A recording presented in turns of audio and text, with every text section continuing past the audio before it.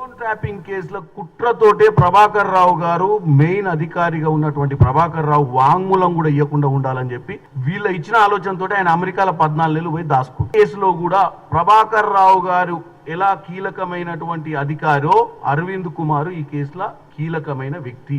అరవింద్ కుమార్ ఎక్కడుండు అని మాకు ఈ రోజు పొద్దున్న నుంచి ఎత్తుకుతున్నాం. మేము కుట్రల భాగంగానే ఈయన ఇక్కడ ఎంక్వైరీ అయితే అరవింద్ కుమార్ గత 10 రోజుల నుంచి భారతదేశంలో ఉండో లేడో తెలియని పరిస్థితి. ఈ రోజు ఎంక్వైరీకి ఆదేశం ఇస్తుంది ప్రభుత్వం.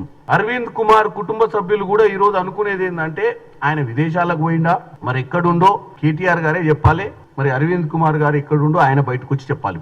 ఈ రోజు కేటీఆర్ గారు ఏసీబీ ఎంక్వైరీకి పాల్గొంటుంది, కానీ అసలు విట్నెస్ అసలు అధికారి దీంట్లో టోటల్ గా 44 కోట్ల రూపాయలు ఏదైతే కేబినెట్ ఆమోదం లేకుండా జరిగినటువంటి ట్రాన్స్ఫర్ కి మెయిన్ విట్నెస్ ఈ రోజు విదేశాలకు వెళ్ళిపోయింది. ఆల్రెడీ ప్రభుత్వ అనుమతి తీసుకుపోయిందా లేదా అనేది ఆల్రెడీ ఇప్పుడు సేమ్ ప్రభాకర్ రావు లెక్కనే ఆయన కూడా అండర్ గ్రౌండ్ కి వెళ్ళిపోయింది. అండర్ గ్రౌండ్ పోయిందా, వీళ్ళు ఏమన్నా దాచిపెట్టిర్రా, మరి వాళ్ళ కుటుంబ సభ్యులకు తెలుసా, వాళ్ళ కుటుంబ సభ్యులకు తెలియకుండానే వీళ్ళ కుట్రల భాగంగా ఈ రోజు మెయిన్ విట్నెస్ మెయిన్ అధికారి ఈ యొక్క ట్రాన్సాక్షన్ కి ఉన్నటువంటి మెయిన్ బేస్ ఉన్నటువంటి అరవింద్ కుమార్ గారు ఈ రోజు ఎక్కడుర్రు అనేది ఒక సమస్య. ఈయన ఇక్కడ ఎంక్వైరీకి పోయిండు, రేపు పొద్దున ఈయన అరెస్ట్ చేయాలన్నా ఆయన చాలా బేసిక్ ఇన్ఫర్మేషన్ ఇవ్వాల్సిన అవసరం ఉంటుంది, అసలు వాస్తవం ఏం జరిగిందో.